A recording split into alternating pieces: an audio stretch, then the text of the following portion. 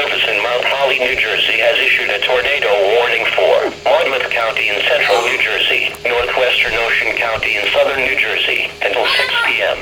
At 5:27 p.m., local law enforcement reported a funnel cloud near Cassville, or 16 miles northwest of Toms River, moving northeast at 25 miles per hour.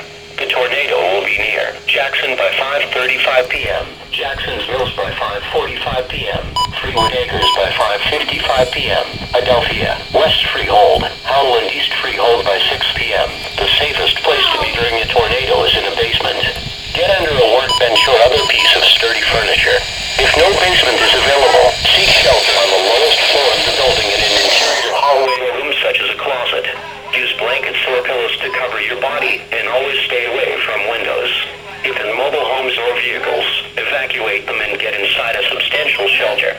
If no shelter is available, lie flat in the nearest ditch or other low spot and cover your head with your hands.